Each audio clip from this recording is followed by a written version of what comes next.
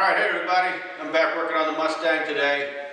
It's February in Connecticut, really cold. It's been in the single digits and below zero for a few days now.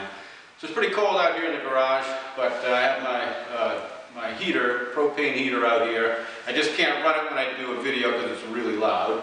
But anyway, I got you set up looking at this newest purchase that I have. This is a Dynacorn door shell for the driver's side of the car. I've already showed you how I can't get the original door that we reskinned to fit properly, and I think the door itself might be bent or twisted. So I was at Mustangs Unlimited yesterday and I picked up this Dynacorn door shell. So let's take it out of the box, stick it in the hole on the car and see if it fits any better. If it does, then great, maybe I'll get a replacement one for the passenger side because it sort of has the same problem as well. If not, then it's like 400 bucks we spent to figure out that it's not the door but the car. So let's take this thing out of the box and see what it looks like. I already opened it at the store just to check it to make sure that it didn't have any dents or any damage on it. You know, about an hour's drive from my house. I don't want to get it home and then find out that there's a problem with it. So it's got some bubble wrap on it. And when we take it out here, it also has these little end caps on the door, made out of cardboard to protect the ends. I will pop those off. You can see it's got a nice black E-coat on it. It's heavy. It says it weighs about 16 kilograms, so 2.2 pounds a kilogram, about 35 pounds. And it's in really good shape. So let me bring the camera over and I'll give you a shout out so you can see how smooth the outside surface of this thing is. So here's the door laying down. Looks really nice. You know, I don't see any issues or waviness in the sheet metal anywhere. I'm trying to get the glare on here, which would really show off any problems, especially on a black piece of metal. And this thing looks really nice. It looks like you could almost just take it out of the box and paint it.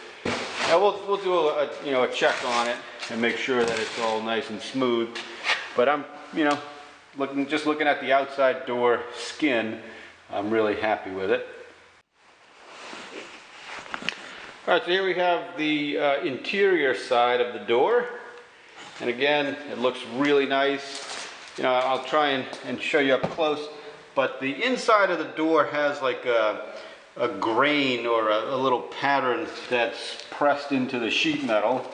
And this door has that pattern. It's the same on the original door. So they did a really nice job of replicating that. Let's come down to the hinge end. You can see down here they have the mounting holes for the hinges, just like the original door. This is a door shell, so it doesn't have any of the guts.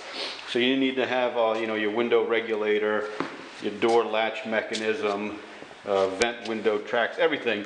All of the guts from a door. So if you're going to get one of these, don't throw away all of the parts that are attached to your old door. I'm going to strip all of those things that we have on our door and load them up into this piece. On the outside of the box, it says that there's a wider stiffener in here than the one on the stock door. And looking down through this hole, I can see it. Let me get a better light in there. All right, so if we look down, here's the door shell, from the hinge, and there's a big hole here. If I look down in that hole, you can see there's a stiffener here that looks like it's at least 3 inches wide inside there. And I know from reskinning the original door that same stiffener on the original door is much thinner. Yeah, we'll go over and take a quick look at that one. Here's the original going down through the same square hole, and you can see that stiffener in there is maybe about half the size. Maybe it's about 2 inches wide. So for some reason Dynacorn decided that they wanted to add a wider stiffener inside here. Yeah, they say it says something about it on the box. I got the door sitting on it right now, but they make a point of telling you that they have a wider stiffener in there.